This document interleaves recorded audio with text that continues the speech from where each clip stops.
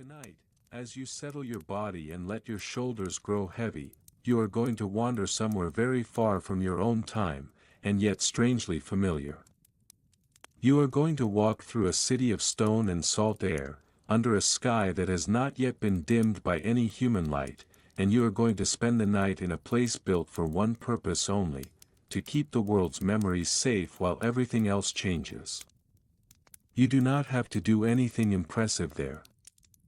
You do not have to argue with philosophers or solve impossible problems. You are simply going to drift, very quietly, through the library of Alexandria after midnight, and allow the slow, patient rhythm of its lamps and scrolls to carry you towards sleep. You can feel the weight of the day loosening, like a cloak slipping from your shoulders.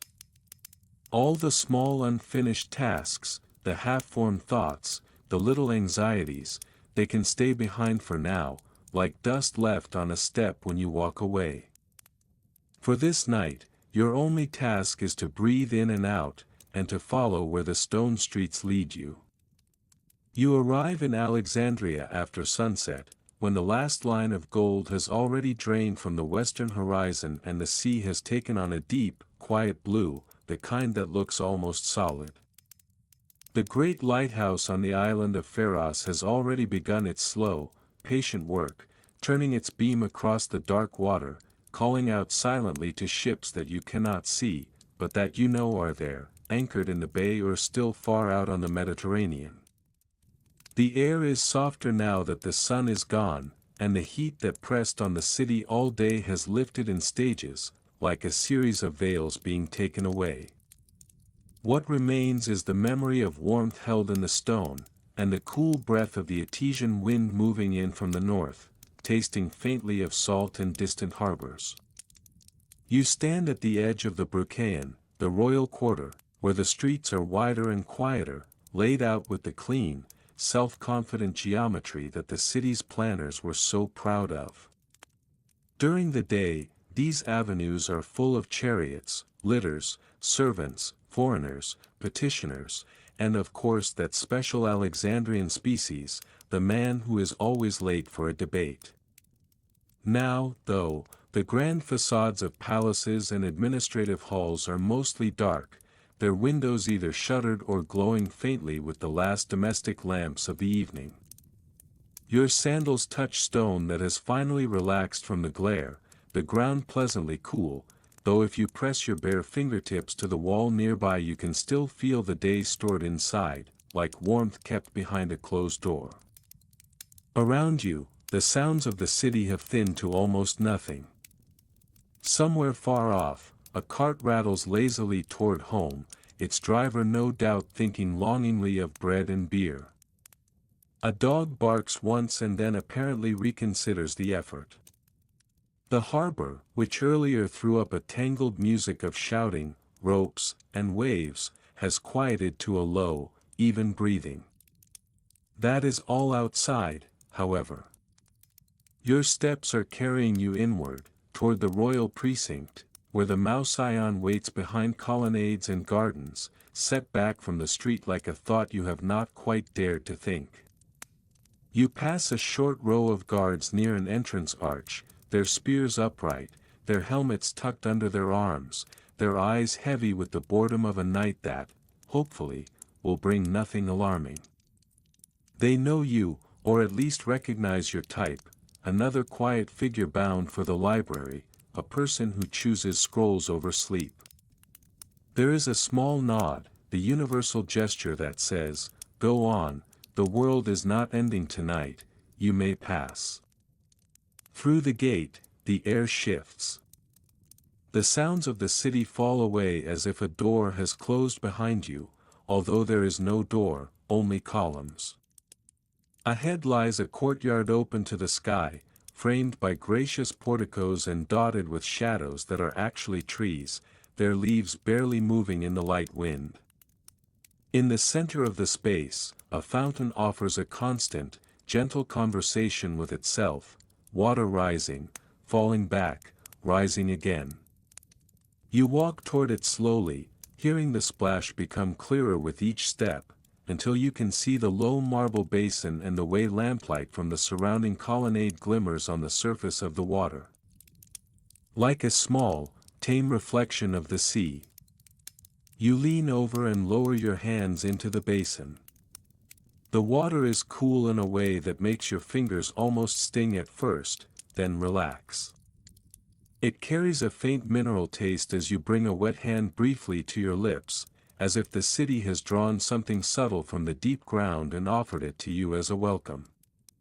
You wash the last invisible traces of the outside world from your skin, shake the droplets away, and then turn toward the main hall of the library.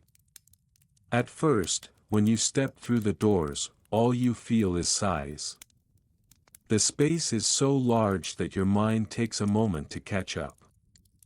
Row after row of stone columns stretches away into a soft, amber gloom, their capitals disappearing into a ceiling that you can sense more than see.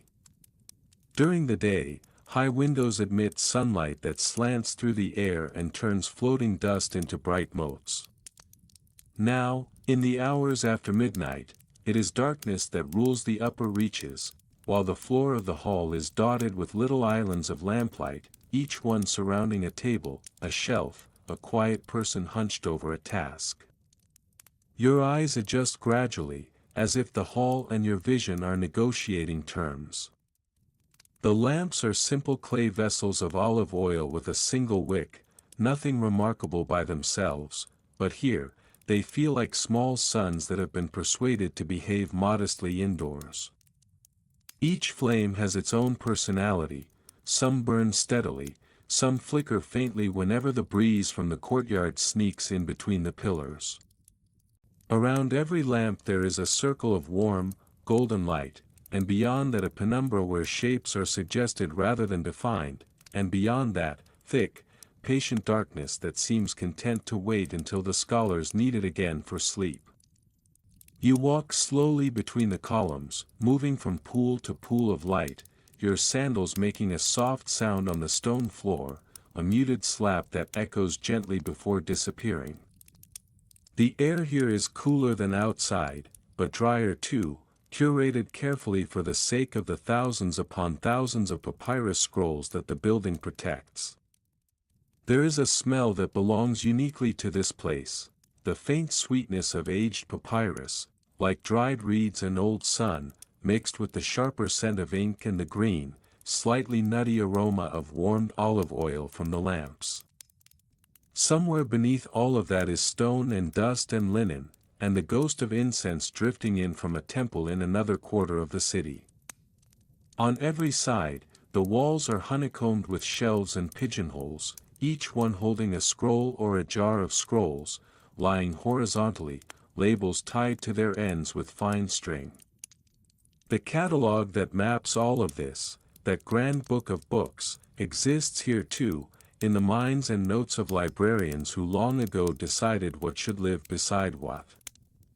You could find almost anything in these shelves, if you knew how to ask and who to ask and, perhaps most importantly, if you were willing to accept that for some questions, the answer does not yet exist. Tonight, you are not racing to find a specific text. There is no impatient teacher, no royal messenger hovering behind you with a deadline in his hand. Tonight, your role is gentler. You are one of the quiet custodians of the night, a person whose job is to keep watch over the fragile bodies of the texts themselves. The library is like a vast organism, and you are here to tend its skin, to mend its small wounds, to help its memories endure. You find your desk almost by instinct, guided more by habit than by sight. It stands not far from one of the central aisles, a solid wooden table with edges smoothed by years of elbows and forearms. The stool beside it is simple, the sort of seat that teaches the body patience whether it intends to or not. On the table, well within the circle of lamplight, your tools are already laid out the way you left them earlier in the evening, a palette with 2 wells of dried ink, one black and one red, a small bowl of water, a collection of reed pens cut to different widths, a scrap of linen for wiping nibs, and, waiting with a kind of silent dignity, an older scroll that needs your attention and a fresh sheet of papyrus ready to receive its words. You sit, feeling the wood take your weight, and you notice the way your body automatically adjusts, shifting the spine, loosening the shoulders, placing the feet. Your hands know what to do even if your mind is still arriving.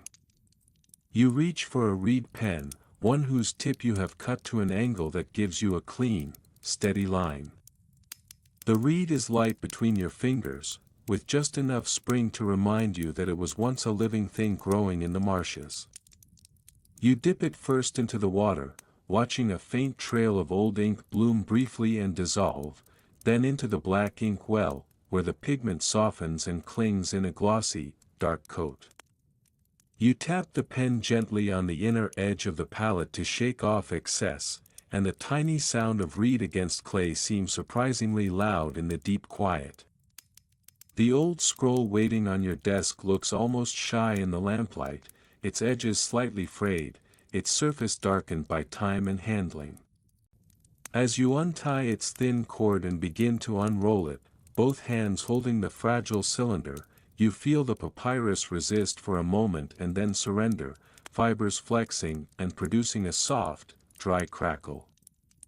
Lines of Greek characters emerge, written long ago by someone whose name has probably been forgotten, though their cramped, careful script still carries traces of personality. The ink has faded to a brownish gray in places, thinner where the scribe dipped too late, thicker where they pressed down harder than necessary. You are not merely copying a text, you are also conversing with another pair of hands across generations. Your fresh papyrus lies beside it, pale and faintly textured, smelling of dried plant and Nile water. Touching it with your fingers, you can feel the horizontal and vertical layers of fibers, like a grid waiting to be filled. You place a small bronze weight on each corner so that it lies flat, then draw a very faint guiding line with your pen, letting the ink almost run out so that only a ghost of a mark remains. The lamp flickers once, then steadies, as if also preparing for work.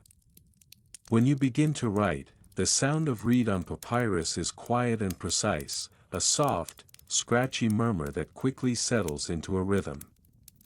The letters form under your hand with a confidence born of repetition, alpha, beta, gamma, looping in angular shapes that your muscles know as well as your mind. You breathe slowly as you go, your breath unconsciously matching the pace of your hand. The outside world recedes even further. Politics belongs to the day, and the quarrels of kings are not invited into this circle of lamplight. Here, there is only language and time, and you moving steadily between them. Every so often, your eyes drift beyond your own work to the other islands of light scattered across the hall. To your left, another scribe is bent over a table, repairing a torn scroll with a narrow strip of fresh papyrus and a delicate paste made from flour and water. His hands move with the deliberate caution of someone who knows that one careless tug can turn a small tear into a gaping wound.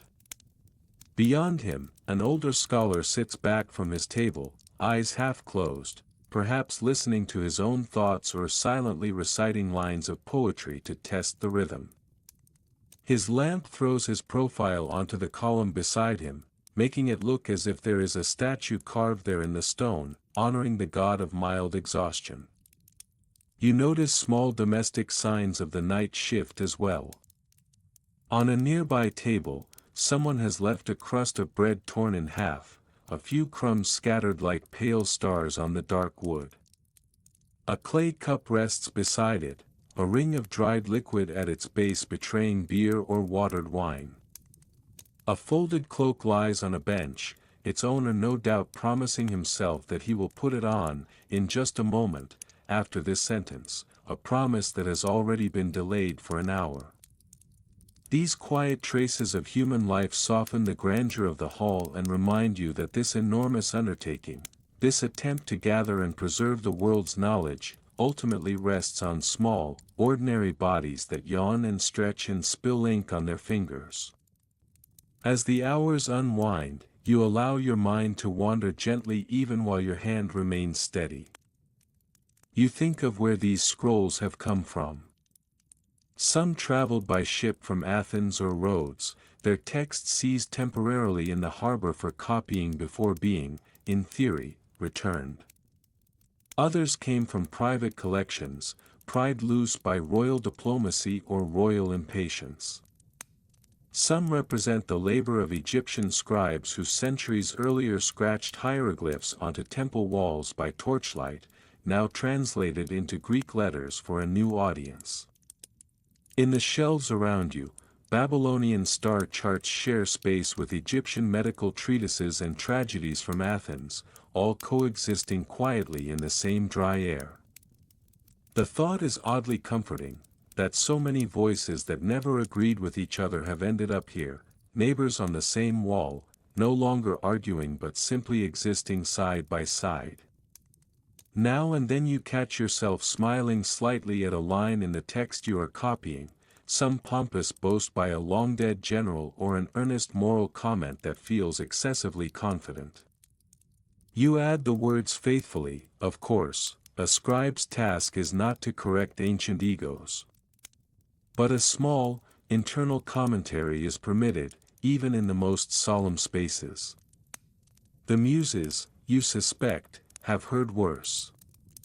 After a while, your shoulders begin to complain quietly about the lack of variety in their existence, and your neck offers a few pointed suggestions involving stretching.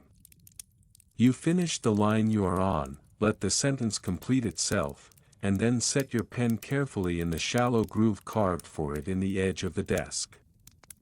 The ink glistens faintly on the fresh papyrus as it dries.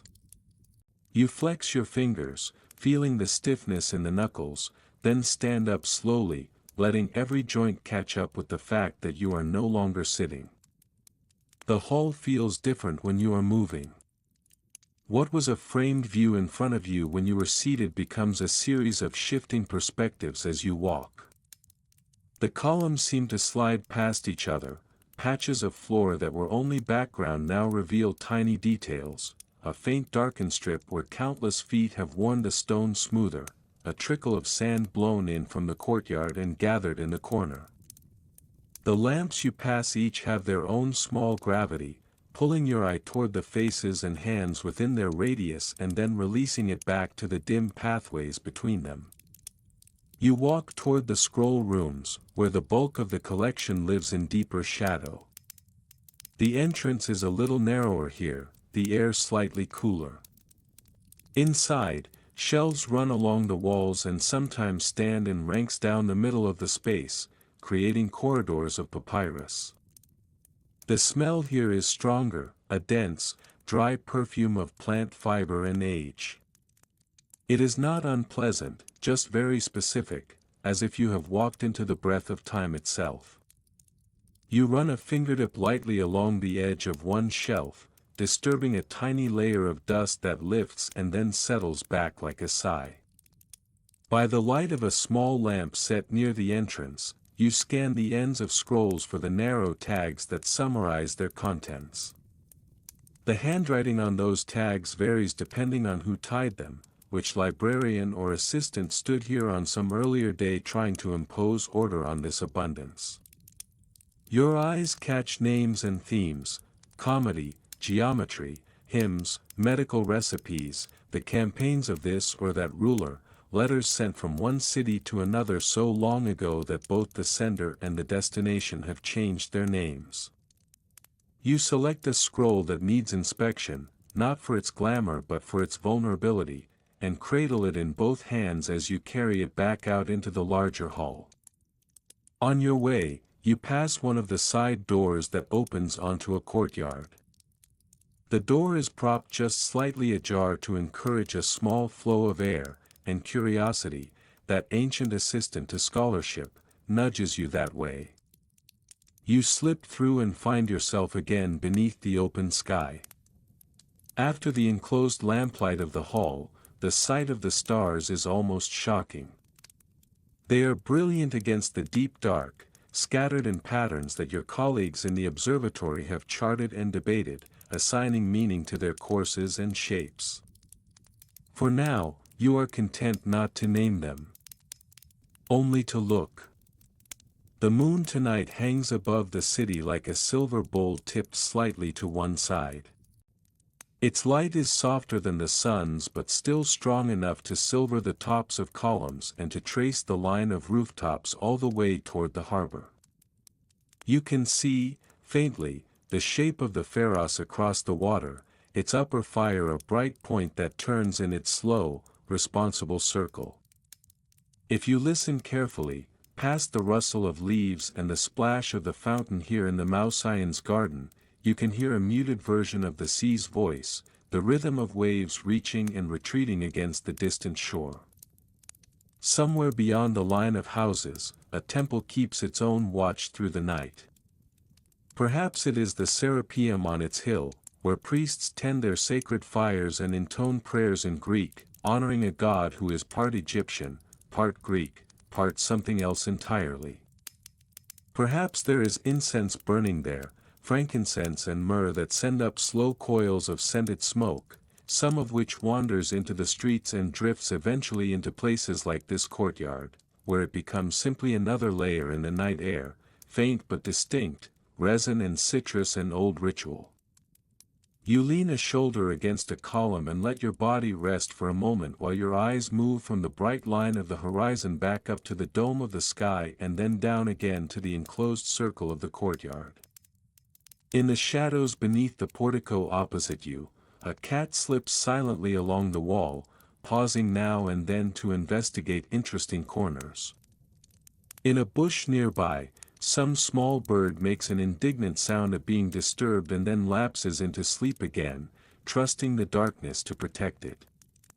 There is a stillness here that is not empty but full, as if the night itself were listening. Listening to the water falling into the basin. Listening to the scratch of pens from the hall beyond. Listening, perhaps, to the thoughts that scholars and scribes carry silently as they move through these spaces. In Egyptian stories, the night is a journey that the sun god makes through the underworld, meeting dangers and allies before he can rise again. In the Greek tales that now fill so many of these shelves, the night is a time when dreams slip between worlds, bringing messages that may or may not be wise to obey. Standing here, you feel that whatever the exact conception, this hour is a threshold, and you are balanced comfortably upon it. Eventually, the chill in the air nudges you back toward your work. The scroll in your hands is waiting, and texts do not copy themselves, however devoutly one might wish it after the third or fourth hour. You step back inside, closing the door to the courtyard just enough to keep the breeze from playing too freely with the lamps. The warm, honey-colored light wraps around you once more, and the smells of ink and papyrus return to the front of your awareness, ready companions for the rest of the night. Back at your desk, you unroll the newly chosen scroll and examine it with the practiced eye of someone who has seen both the best and the worst that time can do to vulnerable materials. Here, a small tear starting at the edge. There, a place where the ink has faded so much that the letters are more memory than mark. You make a mental note of what needs attention, then set it aside for now and return to your main copying task, knowing that you will circle back to this patient, damaged text when your mind is ready for delicate work. As your pen resumes its movement across the fresh papyrus, you fall once more into the quiet, absorbing repetition that makes this labor strangely restful despite its demands. Dip, write, breathe. Dip, write, breathe. The rhythm becomes a kind of wordless chant. Your thoughts drift to the god Thoth, whom the Egyptians know as the patron of writing and balance, and whom your Greek colleagues cheerfully call Hermes when it suits them. Some would say he watches over nights like this, over every careful stroke of ink that prevents forgetting from swallowing another fragment of the past. You do not know exactly how such divine supervision works, but you have noticed that appealing to Thoth under your breath when a scroll threatens to fall apart in your hands rarely makes things worse. Some time later, a soft movement at the edge of your vision announces the arrival of a servant making their rounds. Bare feet on stone, a woven basket on one hip, a clay jug in the other hand. Without speaking, they set a small cup of water on your table, and a piece of bread beside it, then move on to the next pool of lamplight. You murmur a quiet thanks that is more gesture than word, not wishing to throw your voice into the silence any more than necessary. When you pause to drink, the water tastes faintly of the clay vessel and of something cool and deep, like a shadowed well. The bread is simple, coarse and slightly gritty, but satisfying. It grounds you again in your own body, reminding you that you are not only a pair of eyes and a moving hand, but also a stomach and muscles and bones that have their own needs. The night goes on. Lamps burn lower and are refilled.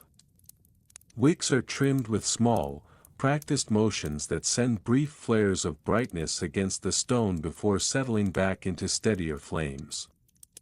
Now and then, one of the scribes rises and goes to the shelves, returning with a new scroll or carefully reshelving a finished one, and the echo of their footsteps crosses and recrosses the hall, weaving invisible lines between the islands of light. There is a sense of being part of a quiet constellation, you, and the others, and the scrolls, and the walls, all nodding slightly to one another in shared, wordless understanding. At some point, although it is difficult to say exactly when, the night deepens into its quietest hour. The city outside is almost entirely asleep now. The last tavern has emptied, the last argument in the street has run out of energy, the last cart has creaked through the gate. Even the sea seems to have lowered its voice a little. Inside the library, the silence becomes so complete that you can hear very small sounds, the tiny crackle of a lamp, the almost inaudible scrape of your sleeve on the table as you shift your arm, the faint exhalation of another scribe across the hall as he suppresses a yawn out of respect for the text, as if the manuscript might take offense. You notice the fatigue in your own body more clearly now. Your eyelids feel heavier every time you blink, and the lines of script before you begin to blur at the edges if you stare too long without pausing. The letters, so sharp and solid earlier in the night, occasionally try to rearrange themselves into curious new shapes, like dancers testing an unfamiliar choreography. You know this as a sign that it is time to bring this session to a graceful close rather than stubbornly insisting on one more column. Preservation is important, so is knowing when the mind that preserves needs rest. You finish the sentence you are working on and then continue just until the end of the line, so that the text does not stop mid-thought. You blot the last strokes gently with the edge of your cloth, making sure the ink will not smear if the scroll is moved. Then you lay down the pen and take a moment simply to look at what you have done. The fresh papyrus is half filled now with orderly lines of writing, each one a bridge between a voice long gone and a reader yet to come. It is a modest achievement in the grand scale of the library's holdings, but tonight, it is enough. Carefully, you roll the new copy, the papyrus crackling softly, and tie it with a loose cord so that it can finish drying without unrolling. The older manuscript that served as your model is returned to its protective container, its brittle edges shielded from further harm for now. Both will be shelved later in their proper places, becoming once again part of the vast, quiet conversation that these walls contain. There is one last small ceremony before you can leave your desk. You clean your reed pen, swirling the tip in the bowl of water until the liquid clouds and dark strands of pigment drift and dissolve. You wipe the nib with the linen scrap, feeling the fibers roughen slightly as dried ink yields to friction. You set the pen down neatly with its companions, aligning them in a small row. It is not strictly necessary to be so precise, but order is a comforting habit in a place built on it. Then, with a slow breath, you turn your attention to the lamp. The pool of light it casts has been your entire world for hours. Now, you lean close and blow gently at the base of the flame. It wavers, flares, and then curls inward, shrinking to a small ember before surrendering to the dark. A thin ribbon of smoke rises, carrying the warm smell of extinguished wick and spent oil, a scent that always feels like the last line of a page. For a moment, you sit in the dimness near your now dark desk, lit only by the more distant lamp still burning in the hall. The columns out there look more like silhouettes than structures, and the remaining pools of light feel like floating islands. The fatigue in your limbs comes forward now that the work is truly finished, not sharp or unpleasant, but heavy and honest, like a cloak woven from the hours you have given to the night. Standing up, you stretch once, just enough to let your spine remember that it is not actually a scroll rod. Then you begin to walk toward the exit, guided by the steady glow of lamps leading you through the forest of stone. As you pass your fellow scribes and scholars, some glance up and offer you the small, sleepy nod that serves as a nighttime farewell here, while others are already so deep in their own reading that the world could probably end quietly without their immediate notice. You leave them to their lamplight, knowing that in a little while they too will close their texts and follow the same path. Out in the courtyard once more, the air feels colder than before, or perhaps it is only that you have been sitting so long in the relative warmth of the hall. The fountain still plays its patient tune, unchanged by the passing of the hours. The stars have shifted slightly in their positions, marching along their ancient routes with the calm certainty of things that do not need your input. The moon has moved lower, considering its descent behind distant roofs. Somewhere, a rooster who is not particularly gifted with a sense of timing offers an early, confused comment on the state of the dawn, then goes quiet again. You cross the courtyard toward the dormitory that houses those who serve the Mouseion, each step carrying you from the realm of ink and thought toward the softer territory of blankets and dreams. The building itself is simple, more practical than grand, with quiet rooms arranged along a central corridor.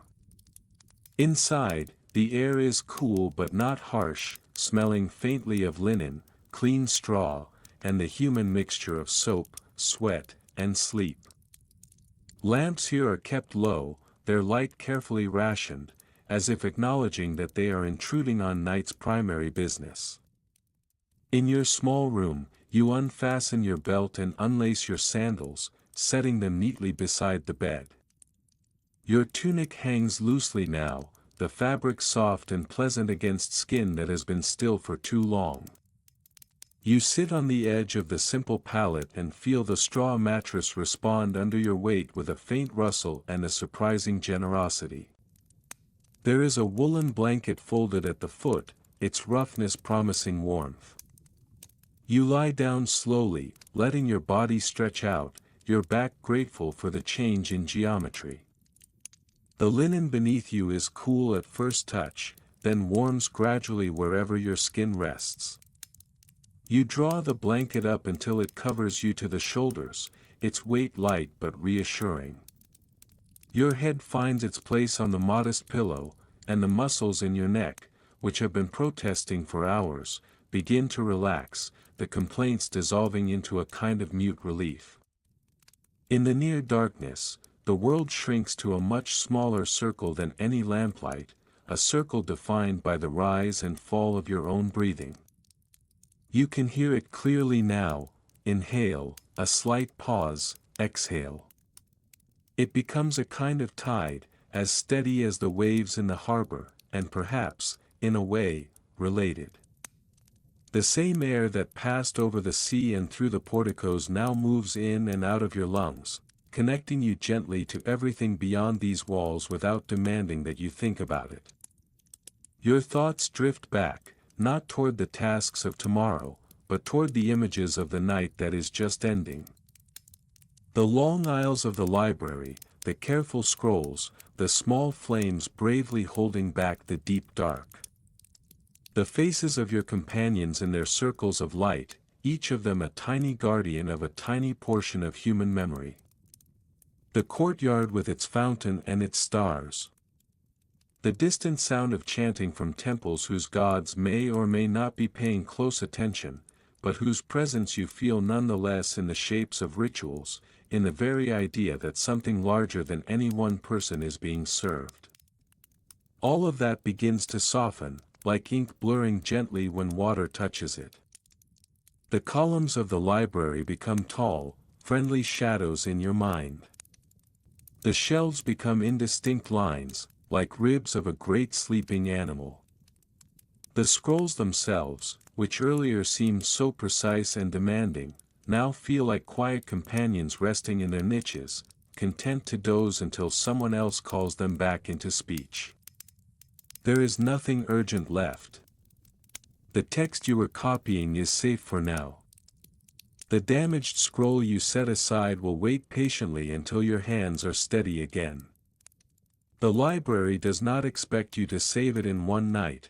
It has learned, over the years, to trust in slow, repeated acts of care.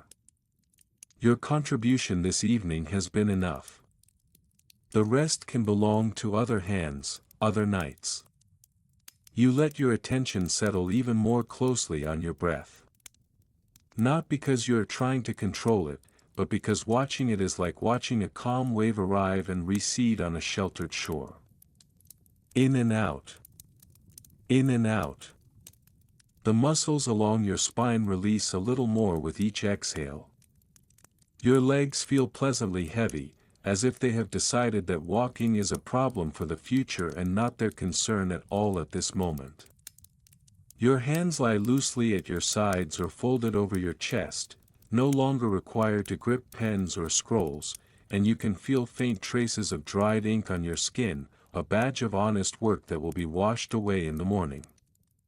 Somewhere, not too far away, another scribe rolls over in his sleep, his straw mattress murmuring in response. Someone coughs once, quietly, then the dormitory settles again. Outside, the library stands as it has stood all night, its halls cooling slowly, its scrolls resting in their cells, its stones holding the memory of countless days and nights of human attention. The world's arguments and dramas may rise and fall in the streets and palaces, but within those walls, the deeper work continues in its own unhurried rhythm. You are part of that rhythm now, even as you lie here at the edge of sleep. The same patience that guided your hand across papyrus now guides you into rest. The same trust that allowed you to extinguish your lamp allows you to let go of wakefulness. Somewhere in the blurred territory between thinking and dreaming, the library will keep watch, along with the lighthouse and the distant temples and the quiet stars above the city. Your breath flows in and out, slower and softer. Thoughts thin into fragments and then into something even lighter than that. The images of columns and scrolls and lamps drift apart and reassemble into the gentler, stranger shapes that belong only to dreams. You do not need to follow them, you can simply float among them as your body grows heavier and your awareness grows light. The library of Alexandria, vast and serene, holds its treasures in the dark. The city sleeps around it, the sea sighs beyond it, the night wraps it in quiet. You, too, are held now, as safely as any scroll, in the cool, soft hands of the hours before dawn, and as you drift down into deeper and deeper rest, the only task left to you is the simplest of all, to sleep, while the ancient world breathes steadily on around you.